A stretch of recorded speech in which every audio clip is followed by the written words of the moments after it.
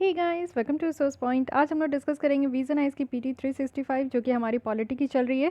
So this is part 4, part third तक आ चुकी है और आज हम लोग यहाँ पे पार्ट 4 के साथ साथ यहाँ पे हम लोग टॉपिक 4 भी यहाँ पे लेंगे जो कि हमारी जुडिशरी है। सबसे पहले कंटेम्प्ट ऑफ कोर्ट, क्योंकि मुझे लगता है कि 2020 से लेकर कंटेम्प्ट ऑफ कोर्ट बहुत ज़्यादा इंपॉर्टेंट रहा है। काफ़ी लोगों के ऊपर ये लगा है और काफ़ी लोग तो छोड़िए, हमारे सुप्रीम कोर्ट के जज के ही ऊपर लगा है।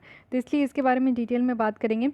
फिर देखेंगे इन्वेस्टिगेशन चार्जेस का क्या मैकेनिज्म है जो कि सुप्रीम कोर्ट के जजेस के अगेंस्ट में लगता है। फिर ई लोक अदालत यानी कि ऑनलाइन लोक अदालत की बात की जा रही थी, उसके बारे में कॉन्सेप्ट देखेंगे और कुछ और इसी से रिलेटेड अगर छोटे मोटे न्यूज़ होंगे तो वो हम लोग यहाँ पे कवर कर लेंगे। तो स्टार्ट करने से पहले जो कल क्वेश्चन पूछी थी उसके आंसर बता देती हूँ और फिर आज आप लोग के लिए फ्रेश क्वेश्चन। तो काफ़ी अच्छे से आप लोग भी यहाँ पे पार्टिसिपेट कर रहे हो, मुझे बहुत अच्छा लग रहा है। तो जिस तरीके से मैं आप लोग के साथ इंटरटेन होती हूँ तो आप लोग भी अपने आप को भी इंटरटेन कर सकते हो, हमें भी कर सकते हो।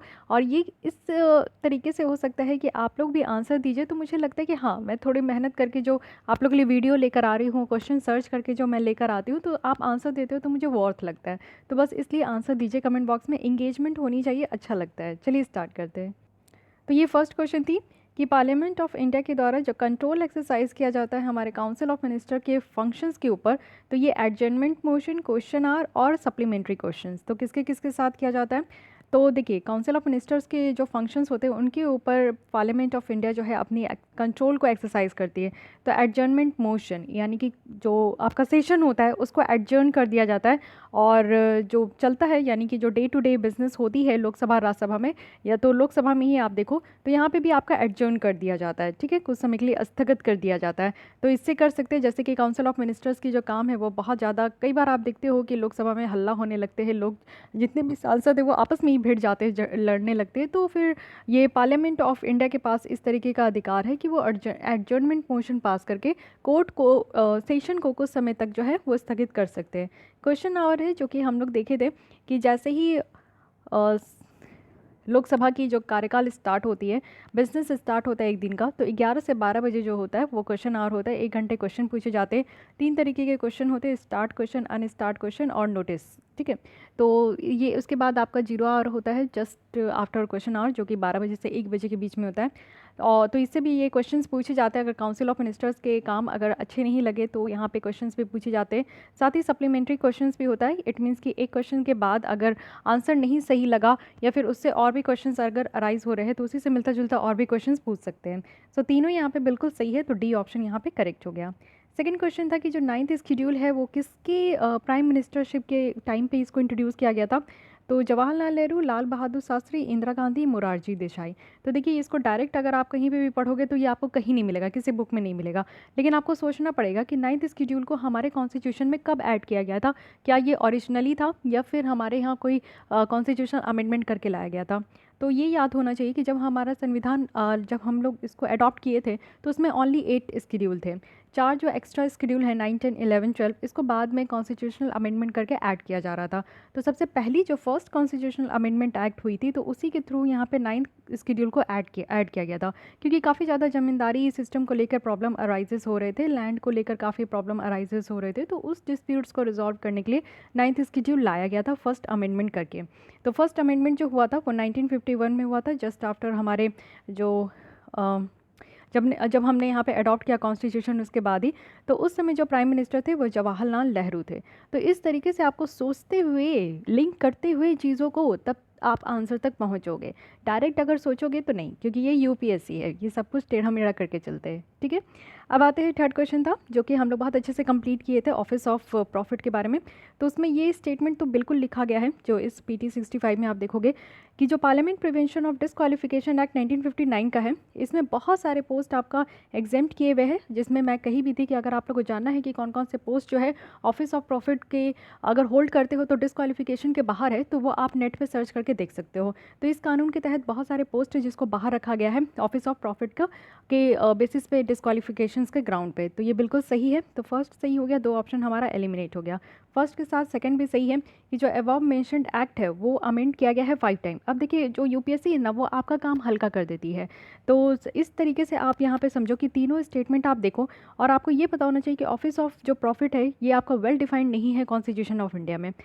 तो अगर ये आपको नहीं पता है तो आपका आंसर तो ईजिली निकल गया, ठीक है। कि वेल डिफाइंड नहीं है, ये भी मैं आपको बताई थी। लेकिन अगर आपको ये भी नहीं पता है, डाउट है आपको इसमें, तो अगर आप लोग को फर्स्ट स्टेटमेंट पता है, क्योंकि सेकंड स्टेटमेंट तो नहीं पता होगा कि कितनी बार ये अमेंड हुआ है, ये कुछ ऐसे स्टेटमेंट ये रख देते हैं ना जिससे कि आप कंफ्यूज हो जाओ, ठीक है।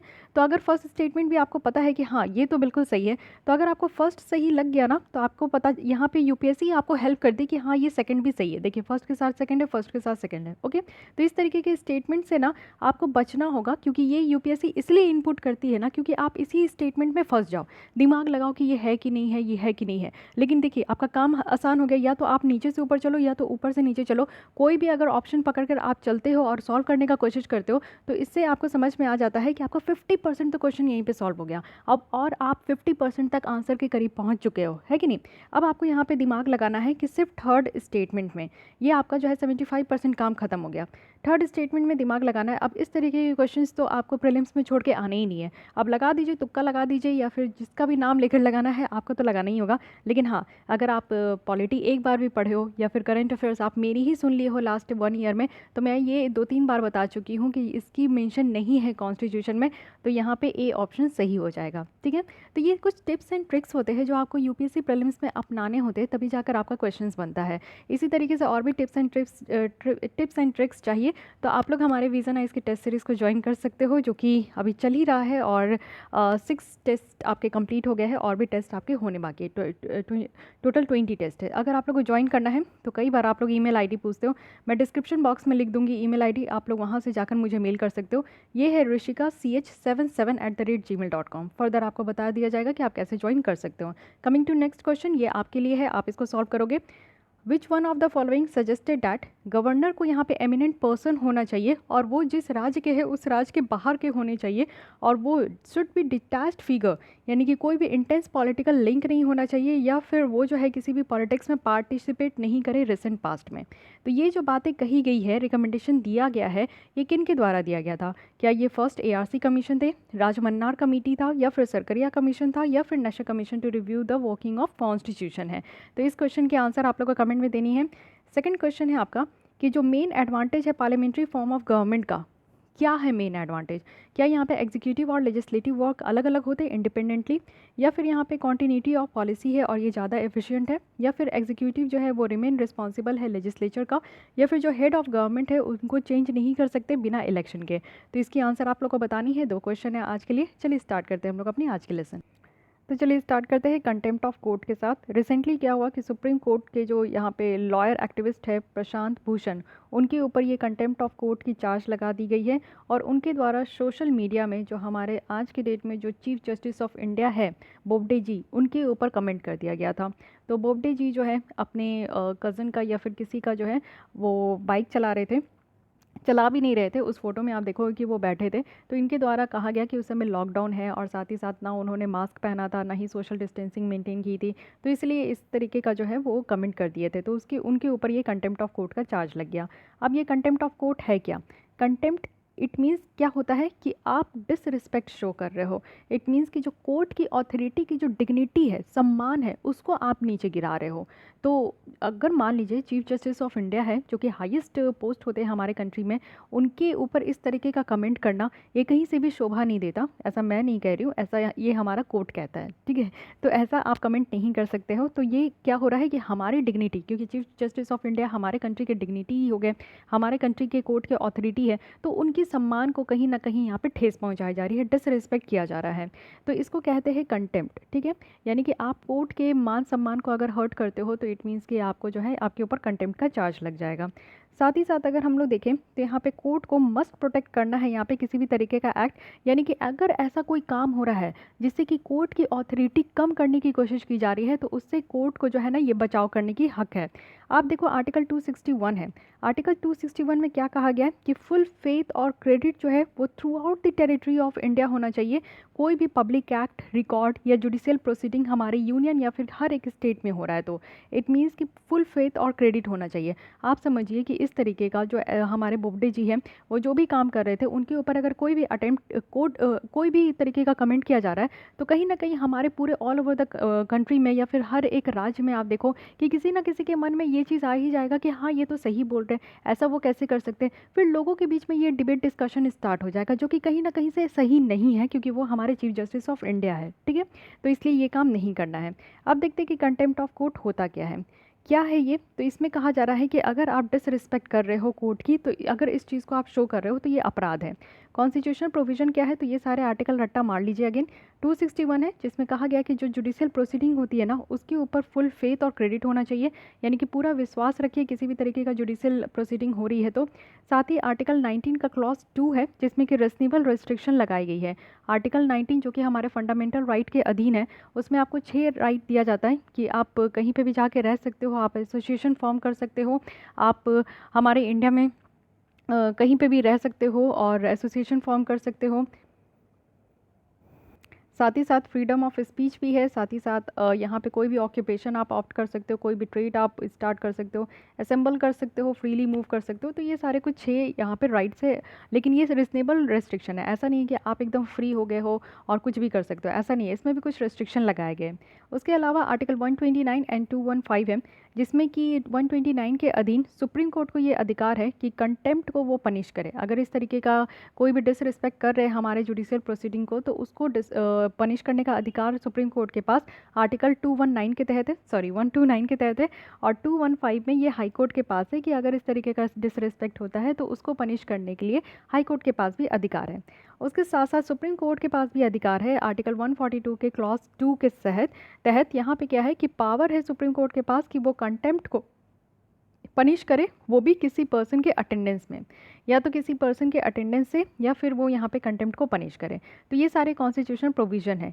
इसके अलावा लीगल प्रोविज़न है, इट मीन्स कि हमारे यहाँ कानून भी है, जैसे कंटेम्प्ट ऑफ कोर्ट एक्ट 1971 है। इसमें डिफाइन किया गया है कि क्या है कंटेम्प्ट ऑफ कोर्ट, और साथ ही साथ इसमें 2 तरीके की बातें रखी गई है कि कंटेम्प्ट ऑफ कोर्ट 2 तरीके का होता है, there are 2 types, civil contempt and यहाँ पे क्रिमिनल कंटेम्प्ट। सिविल कंटेम्प्ट में क्या होगा कि आप कोर्ट की किसी भी ऑर्डर को डिसओबे कर रहे हो, नहीं मान रहे हो, तो आपके ऊपर सिविल कंटेम्प्ट लगाया जाएगा। क्रिमिनल कंटेम्प्ट में यहाँ पे रखा गया है कि या तो आप स्कैंडलाइज कर रहे हो कोर्ट को, या तो जो कोर्ट की जुडिशियल प्रोसीडिंग हो रही है उसमें आप इंटरफेयर कर रहे हो, या फिर 6 मंथ इम्प्रीजमेंट यहाँ पे आपको दिया जाएगा, या 2000 की फाइन लगाई जाएगी। और कंटेम्प्ट को इनिशिएट नहीं किया जा सकता है अगर आपका post 1 year expiry of alleged contempt, यानी कि 1 साल जब तक आपका कंटेम्प्ट रहेगा तो उसके 1 साल के एक्सपायरी करने के बाद तक आपका जो है आप प्रोसीडिंग यहाँ पे कंटेम्प्ट प्रोसीडिंग आपका इनिशिएट नहीं हो सकता है। तो यहाँ पे बस सिंपल सा ध्यान रखिए कि इस कानून के तहत जो है 2 तरीके का बताया गया है। हमारे संविधान में 2 तरीके का नहीं मेंशन है, ये ध्यान रखिएगा, क्वेश्चन ऐसे भी बन सकते हैं आपके, लेकिन हमारे कॉन्स्टिट्यूशन में ये डिफाइन नहीं है। इस कानून में डिफाइंड है कि सिविल कंटेम्प्ट है, क्रिमिनल कंटेम्प्ट है। सिविल कंटेम्प्ट बस इतना ही है कि अगर कोई भी कोर्ट के द्वारा ऑर्डर दिया जा रहा है और आप उसको डिसओबे कर रहे हो, और क्रिमिनल कंटेम्प्ट ये है कि जुडिशियल प्रोसीडिंग में आप इंटरफेयर कर रहे हो या फिर कोर्ट को स्कैंडलाइज कर रहे हो, तो इस तरीके की अगर एक्ट है आपका तो फिर क्रिमिनल कंटेम्प्ट लगेगा। कुछ एक्सेप्शंस भी दिया गया है। एक्सेप्शंस क्या है कि फेयर एंड एक्यूरेट रिपोर्टिंग अगर हो रहा है, मान लीजिए कि इंटरफेयर भी कर रहे हैं, लेकिन इंटरफेयर भी आपका गुड फेथ के हिसाब से होना चाहिए, आपकी मंशा सही होनी चाहिए कि आप फेयर और एक्यूरेट रिपोर्टिंग दे रहे हो जुडिशियल प्रोसीडिंग में, तो उस हिसाब से आपके ऊपर कंटेम्प्ट नहीं लगेगा। साथ ही अगर आप जजमेंट का जो भी मेरिट ऑफ जजमेंट है उसकी अगर क्रिटिसिज्म भी कर रहे हो, लेकिन फेयर क्रिटिसिज्म कर रहे हो, सही तरीके से उस क्रिटिसिज्म कर रहे हो और सही क्रिटिसिज्म कर रहे हो, तो फिर आपके ऊपर कंटेम्प्ट नहीं लगेगा। साथ ही अगर डिफेमेटरी अटैक हो रहा है जज के ऊपर और इसको अगर आप प्रोसीडिंग में इंटरफेयर नहीं कर रहे हो तो भी नहीं लगेगा। 2006 में एक अमेंडेंट इंट्रोड्यूस किया गया था, ट्रूथ एक वैलिड डिफेंस है अगर ये आपका पब्लिक इंटरेस्ट में किया जा रहा है। तो अगर कुछ भी ऐसा किया जा रहा है जो कि पब्लिक के इंटरेस्ट में है तो फिर वो उसके ऊपर आपके लिए कंटेम्प्ट नहीं लगेगा, ठीक है। तो ये कुछ यहाँ पे आपका क्राइटेरिया है, इसको ध्यान रखना है। लेकिन यहाँ पे एक बात आते हैं, मुलगोंगर प्रिंसिपल है। मुलगोंगर प्रिंसिपल आपको पता होना चाहिए, सुप्रीम कोर्ट की रूलिंग का अगर यहाँ पे क्रिटिसिज्म होता है तो यहाँ पे ये इन्वॉक हुआ है मुलगोंगर प्रिंसिपल, जो कि यहाँ पे कोर्ट को कह रहे हैं कि वो रिस्ट्रेंट शो करें। तो ये एक केस है एस मुलगोंकर वर्सेस अननोन, जो कि 1978 का केस है। इसमें क्या हुआ था कि लैंडमार्क रूलिंग निकल कर आया था सब्जेक्ट ऑफ कंटेम्प्ट का, कि किस किस टॉपिक के ऊपर जो है किस किस क्राइटेरिया में आपका कंटेम्प्ट लगेगा। यहाँ पे 2:1 मेजोरिटी से ये निकल कर आया था। और जो कोर्ट है वो यहाँ पे मुलगांकर को, जो कि एडिटर थे इंडियन एक्सप्रेस के, उनको यहाँ पे कंटेम्प्ट का गिल्टी नहीं माने थे, क्योंकि सेम बेंच जो है वो इस प्रोसीडिंग को इनिशिएट किए थे, लेकिन यहाँ पे मुलगांकर के ऊपर इस तरीके का कंटेम्प्ट नहीं लगा था। ठीक है, तो इसलिए हम लोग यहाँ पे मुलगांकर प्रिंसिपल कहते हैं कि कुछ ऐसी भी चीज़ है, जैसे फेयर क्रिटिसिज्म में कहा गया ना कि आप फेयर क्रिटिसिज्म कर सकते हो मेरिट ऑफ जजमेंट का, तो इसके ऊपर आपके ऊपर कंटेम्प्ट नहीं लगेगा। फाइन, तो ये सारी कुछ यहाँ पे बातें हैं जिसको ध्यान रखिएगा। तो ये कंटेम्प्ट ऑफ कोर्ट की पूरी कहानी रही। अब आते हैं नेक्स्ट, जो कि है कि कैसे यहाँ पे इन्वेस्टिगेट चार्ज होता है सुप्रीम कोर्ट के जज के अगेंस्ट में। तो इसके बारे में भी देख लेते हैं। तो यहाँ पे अभी हुआ क्या है कि आंध्र प्रदेश के जो चीफ मिनिस्टर है उनके द्वारा चीफ जस्टिस ऑफ इंडिया को लिखा गया है, और एक मिसकंडक्ट यानी कि सिटिंग सुप्रीम कोर्ट के जो जज हैं उनके साथ मिसकंडक्ट हुआ है, उसके बारे में भी ये लिखे हैं। ओवर द ईयर 3 मैकेनिज्म देखने को मिल रहा है। इन हाउस प्रोसीजर जो कि 1999 में निकल कर आया, sexual harassment guidelines and removal for provision जो कि मिस बिहेवियर और इनकैपेसिटी है। ये 3 ऐसा निकल कर आया है रीज़न, जिसमें कि आप देखो कि इन्वेस्टिगेट केसेस हो रहा है मिसकंडक्ट का, जिसमें कि आपका केसेस ऑफ सेक्सुअल हरासमेंट भी है, मिस बिहेवियर भी है, या फिर इनकैपेसिटी है जजेस के अगेंस्ट में। तो ये सारे कुछ मैकेनिज्म निकल कर आ रहा है जिसके बेसिस में जो जज है हमारे सुप्रीम कोर्ट के, उनके अगेंस्ट में केसेस जो है वो आगे प्रोसीडिंग चल सकता है। तो अब यहाँ पे देखते हैं कि who may file a complain, chief justice of India, या फिर आप समझो कि ये सुप्रीम कोर्ट के सिटिंग जजेस के बारे में, कि जजेस के अगेंस्ट में कौन जो है ये वो कंप्लेन फाइल कर सकते हैं। तो रिमूवल प्रोसीडिंग जो है as per the 124 article clause 4 का है। तो ये नोटिस जो है आपका साइन किया जाएगा एटलीस्ट 100 मेंबर जो कि लोकसभा से होंगे और 50 मेंबर जो कि राज्यसभा से होंगे, और उनके ऊपर चार्ज लगना चाहिए 2 जो कि मिस बिहेवियर और इनकैपेसिटी का है। इट मीन्स कि सुप्रीम जज के जो रिमूवल का प्रोसेस है वो हम लोग यहाँ पे देख रहे हैं। तो लोकसभा से 100, क्योंकि लोकसभा में ज़्यादा मेंबर होते, 545 होते, राज्यसभा में 250 होते, तो इसलिए यहाँ पे 50 मेंबर्स, ठीक है, इनका साइन चाहिए होगा। साथ ही साथ आप देखो कि in house procedure of supreme court में क्या होगा कि कौन यहाँ पे फाइल कर सकते हैं कंप्लेन। तो मिसकंडक्ट अगर यहाँ पे कंप्लेन है तो ये कोई भी पर्सन के द्वारा सुप्रीम कोर्ट में फाइल किया जा सकता है। वहीं 2013 की जो सुप्रीम कोर्ट की सेक्सुअल हरासमेंट रेगुलेशन थी, तो यहाँ पे रिटन कंप्लेंट जो है वो विमेन के द्वारा ही यहाँ पे दिया जाएगा। अगर उनके साथ कहीं सेक्सुअल हरासमेंट की केसेस हुई है तो विमेन जो है वो रिटन कंप्लेंट दे सकती है। अब यहाँ पे देखते हैं कि person to whom complaint must be filed, यानी कि किनको यहाँ पे कंप्लेन जो है वो फाइल किया जा सकता है। तो अगर हम लोग देखें तो जो सुप्रीम कोर्ट के जज की जो रिमूवल की बात की जा रही है उसकी आर्टिकल आपकी 124 क्लॉज 4 है। तो यहाँ पे किनको ये कंप्लेन फाइल किया जा सकता है, तो जो प्रिसाइडिंग ऑफिसर है, यानी कि आपके स्पीकर देखने को मिलेंगे लोकसभा में, चेयरमैन देखने को मिलेंगे राज्यसभा में, तो इनके बीच इनके पास जो है ये कंप्लेन दिया जा सकता है। और सुप्रीम कोर्ट में अगर हम लोग देखें तो चीफ जस्टिस ऑफ इंडिया या फिर प्रेसिडेंट ऑफ इंडिया के पास ये कंप्लेन दिया जा सकता है। वहीं अगर 2013 की अगर सुप्रीम कोर्ट की सेक्सुअल हरासमेंट रेगुलेशन देखें तो यहाँ पे जेंडर सेंसिटाइजेशन और इंटरनल कंप्लेन कमेटी बैठती है, उनके पास विमेन के द्वारा ये कंप्लेन दिया जा सकता है। प्रीलिम्स इंक्वायरी अगर हम लोग देखें कि शुरुआती स्टेज में इंक्वायरी कैसे होती है, तो अगर नोटिस ये ऑर्डर में है तो जो प्रिसाइडिंग ऑफिसर है वो यहाँ पे 3 मेंबर कमेटी बनाएगी जो कि इस कंप्लेन को इन्वेस्टिगेट करेंगे। वहीं सुप्रीम कोर्ट में देखें तो चीफ जस्टिस ऑफ इंडिया है जिनको यहाँ पे दिया जाएगा कंप्लेन, तो वो यहाँ पे देखें कि कंप्लेन जो है वो फ्रिवेबलस है या फिर सीरियस है, थोड़ा ठीक ठाक है या फिर बहुत ज़्यादा सीरियस है। अगर चीफ जस्टिस ऑफ इंडिया को लगेगा कि ये कंप्लेन जो है बहुत ही ज़्यादा सीरियस है तो वो यहाँ पे कंसर्न जजेस की रिस्पॉन्ड को देखेंगे कि वो क्या बातें कर रहे हैं। साथ ही अगर उनके रिस्पॉन्स के ऊपर देखें तो सपोर्टिंग मटेरियल्स भी यहाँ पे देखा जाएगा, यानी कि काइंड ऑफ एविडेंस आप कह सकते हो। अगर चीफ जस्टिस ऑफ इंडिया को ऐसा लगा कि ये जो कंप्लेन है इसमें और ज़्यादा अंदर जाने की ज़रूरत है तो फिर उनके द्वारा इंक्वायरी कमेटी बैठाई जाएगी। इट मीन्स कि मान लीजिए कि जो जज है उनके अगेंस्ट में अगर ये कंप्लेन निकल कर आ रहा है तो चीफ जस्टिस ऑफ इंडिया उस जज से ही बात करेंगे, उनसे बात करके एविडेंस भी मांगेंगे।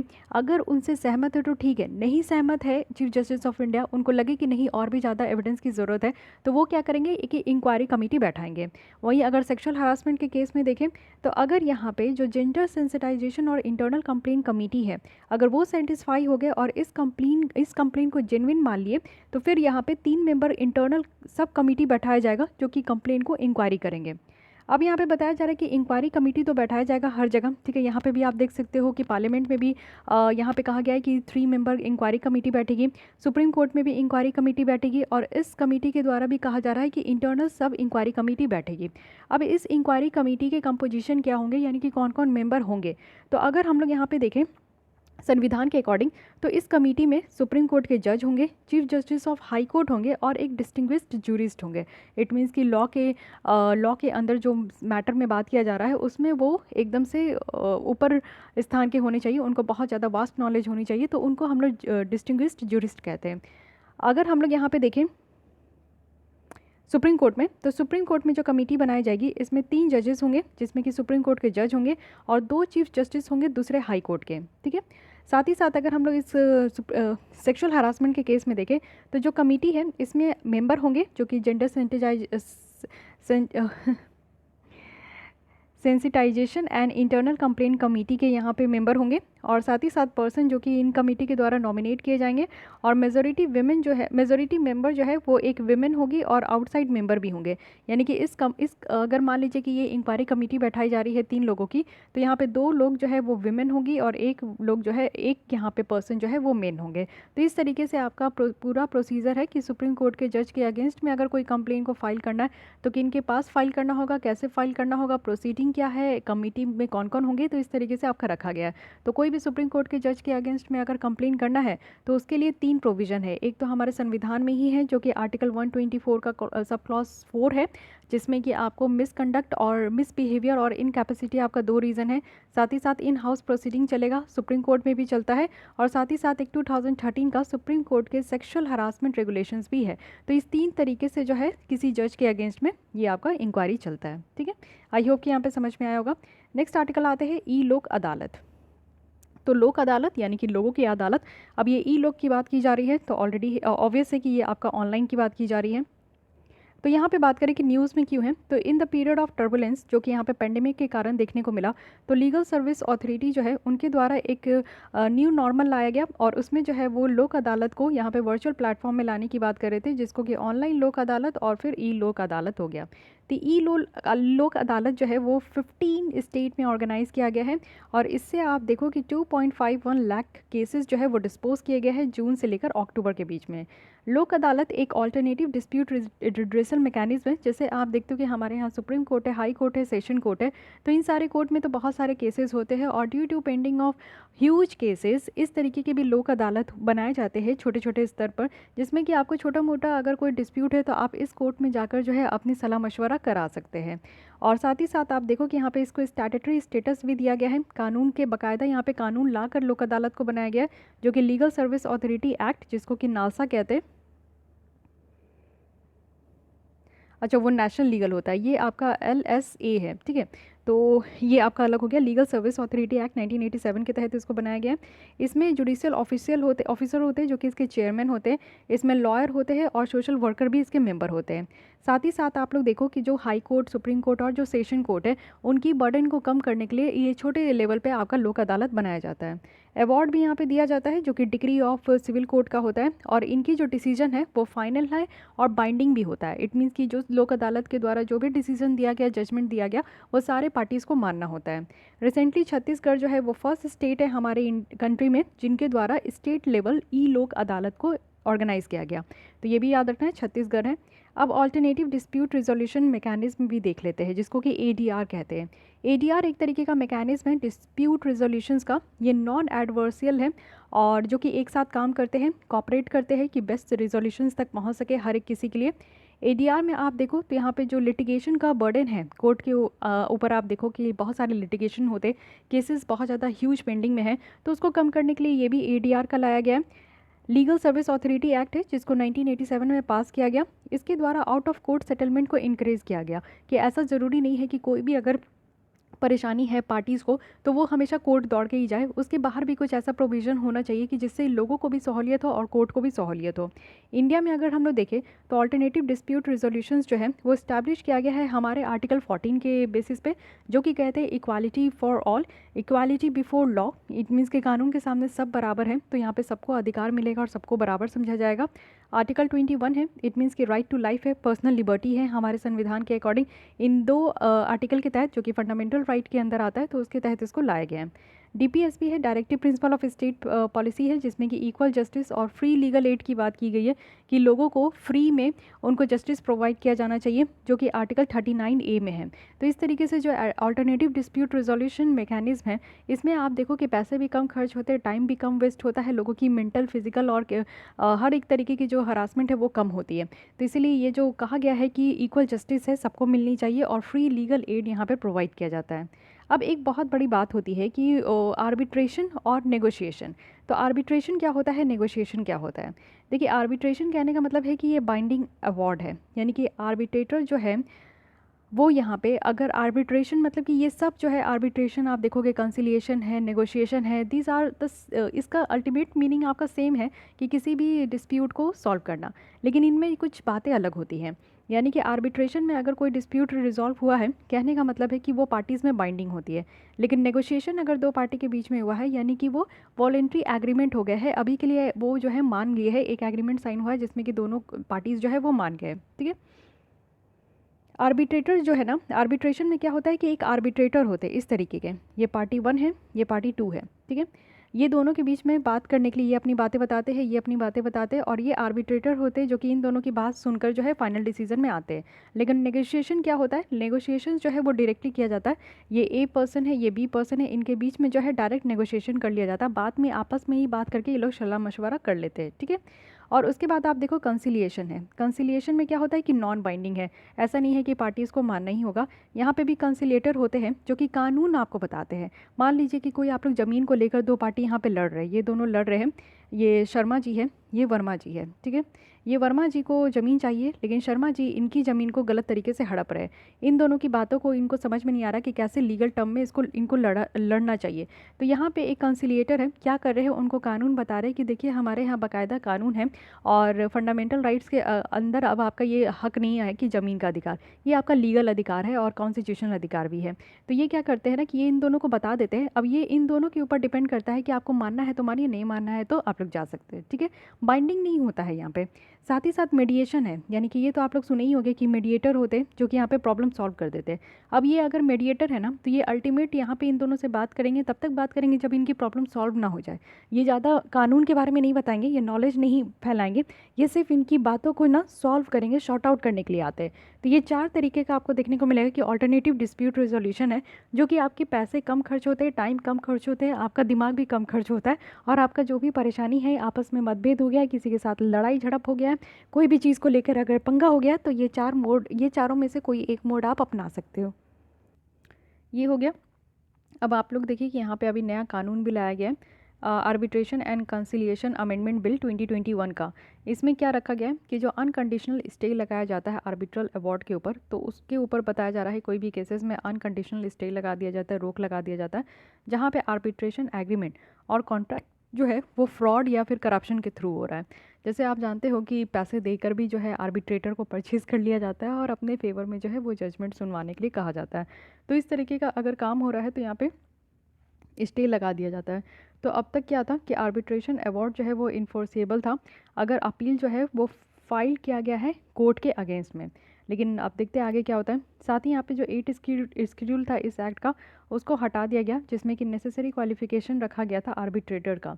अब क्या है कि क्वालिफिकेशन, एक्सपीरियंस और जो नॉर्म्स है एग्रीडेशंस ऑफ आर्बिट्रेटर का, उसको स्पेसिफाई किया गया है रेगुलेशंस के थ्रू। ठीक है, और 8 स्केड्यूल के अकॉर्डिंग देखें तो आर्बिट्रेटर जो है एडवोकेट होना चाहिए अंडर द एडवोकेट एक्ट 1961 के तहत, और 10 साल का उनके पास एक्सपीरियंस होना चाहिए। साथ ही आर्बिट्रेटर जो है एक ऑफिसर होनी चाहिए इंडियन लीगल सर्विस में। तो ये इनका जो है क्वालिफिकेशन क्राइटेरिया है। साथ ही अगर इससे बेनिफिट समझे तो इससे बेनिफिट क्या होगा कि फॉरेन आर्बिट्रेटर को बेनिफिट होगा, क्योंकि यहाँ पे क्वालिफिकेशन को हटा दिया गया है। सारे स्टेक होल्डर पार्टीज़ जो है अब उनको अपॉर्चुनिटी मिलेगी कि अनकंडीशनल जो स्टे लगाया जाता था अब वो लगा सकते हैं, जो भी यहाँ पे आर्बिट्रल अवार्ड के इन्फोर्समेंट में वो यहाँ पे स्टे लगा सकते हैं। तो ये बहुत बड़ी बात है, क्योंकि फ्रॉड के थ्रू, करप्शन के थ्रू अगर किसी पार्टी को पता चल जाता है कि नहीं ये जो जजमेंट लाया गया है ये फ्रॉड है, ये करप्शन के थ्रू लाया गया, तो उसके ऊपर स्टे भी लगाया जाने का अब यहाँ पे प्रावधान है। अगर हम लोग आर्बिट्रेशन काउंसिल ऑफ इंडिया के बारे में समझें तो आर्बिट्रेशन और जो कंसिलिएशन एक्ट 2019 का था, उसके अंदर रखा गया है कि इंडिपेंडेंट बॉडी बनाना है जिसका नाम है कि arbitration council of India. Arbitration council of India जो है, यहाँ पे आर्बिट्रल इंस्टीट्यूशन की ग्रेडिंग होगी और यहाँ पे एक्रेडिटेशन ऑफ आर्बिट्रेटर होंगे। इसके अंदर क्या है कि इसको एक चेयरमैन के द्वारा आपका हेड किया जाएगा, जो कि सुप्रीम कोर्ट या फिर सुप्रीम कोर्ट के जज होंगे या फिर चीफ जस्टिस या फिर जज होंगे हाई कोर्ट के, ठीक है। साथ ही साथ यहाँ पे 2 फुल टाइम मेंबर होंगे जो कि एमिनेंट आर्बिट्रेशंस प्रैक्टिशनर्स होंगे और एकेडमिशियंस भी हो सकते हैं, और एक रिप्रेजेंटेटिव होंगे किसी रिकॉग्नाइज्ड बॉडी ऑफ कॉमर्स और इंडस्ट्री से।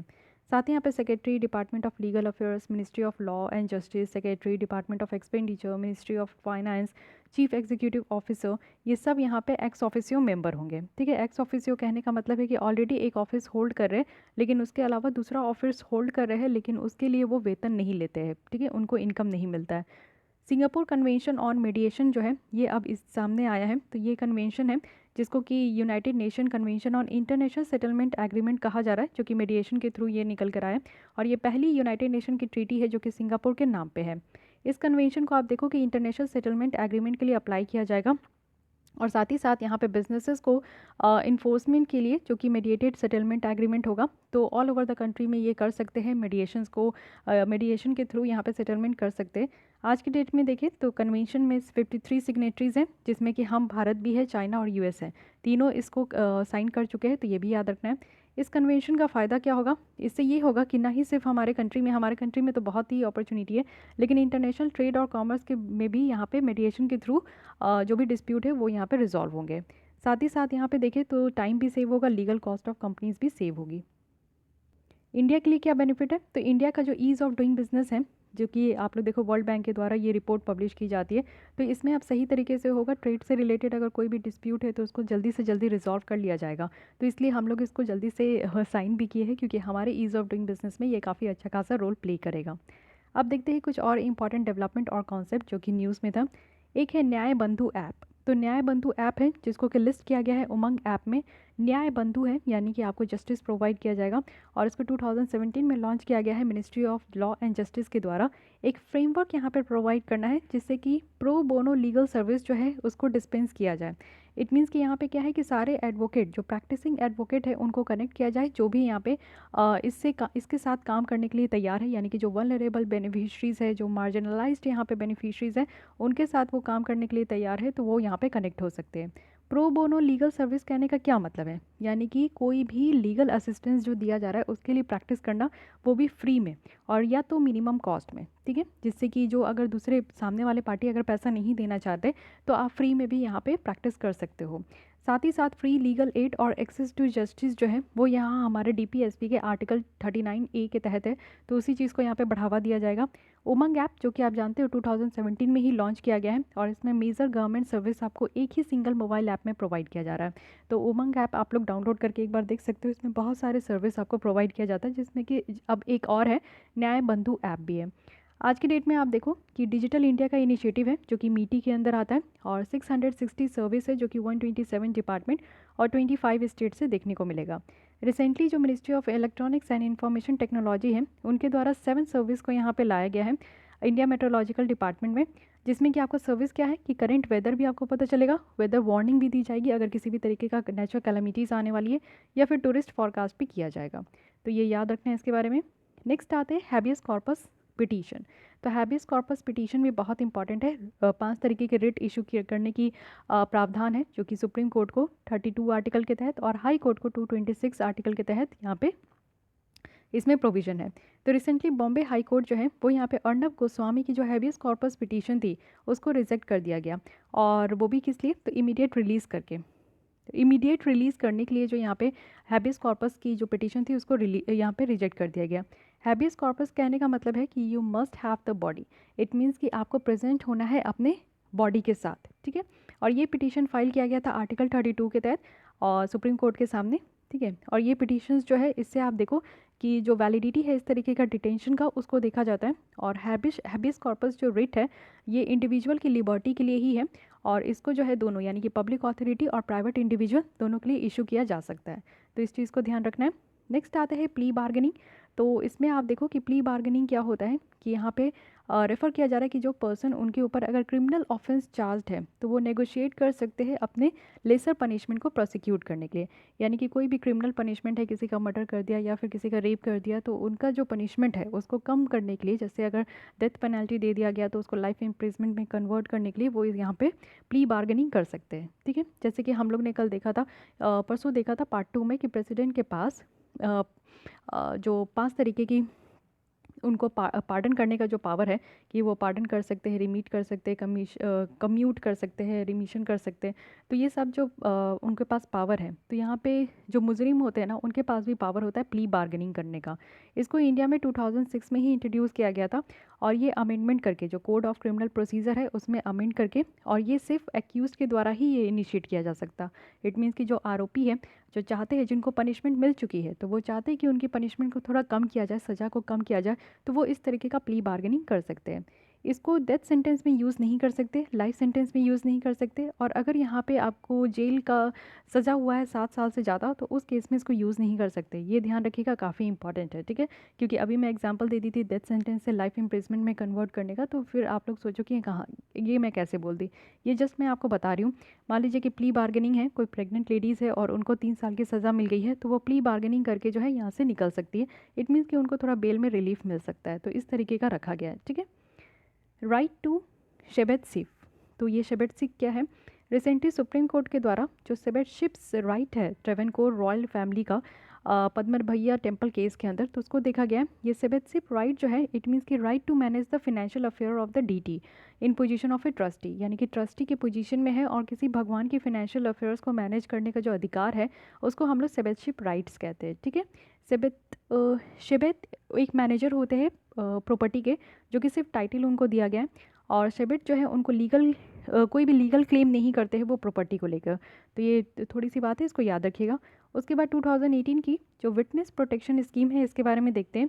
सुप्रीम कोर्ट के द्वारा यहाँ पे पूछा गया है ट्रायल कोर्ट को कि वो विटनेस प्रोटेक्शंस को कंसीडर करे किसी एमपी, एमएलए और इस स्कीम के तहत इनके अगेंस्ट में। तो यहाँ पे प्रोटेक्शन प्रोवाइड किया जा रहा है जो विटनेस होते हैं, गवाह होते हैं, क्योंकि आप देखते हो कि गवाह को कोर्ट तक पहुँचने ही नहीं दिया जाता। उनको या तो बहुत डराया धमकाया जाता है या तो उनको मार ही दिया जाता है। तो उनके अगेंस्ट में जो है उनको प्रोटेक्ट करना बहुत ज़्यादा ज़रूरी है, और ये अप्रूव किया गया है सुप्रीम कोर्ट के द्वारा, और ये सारे कोर्ट में, जो इतने भी कोर्ट है हमारे इंडिया में, वो सबके लिए बाइंडिंग है। साथ ही यहाँ पे एक स्टेट विटनेस प्रोटेक्शन फंड भी है, जो कि जितने भी खर्चे होंगे, मान लीजिए कि कोई गवाह है तो उसको अलग तरीके से रखा जाएगा, उनकी केयर की जाएगी, उनको खाना पीना सब कुछ दिया जाएगा। तो उसके लिए जो खर्चे होते हैं ना, उसके लिए अलग से एक फ़ंड बनाया गया है जिसको कि स्टेट विटनेस प्रोटेक्शन फ़ंड कहते हैं।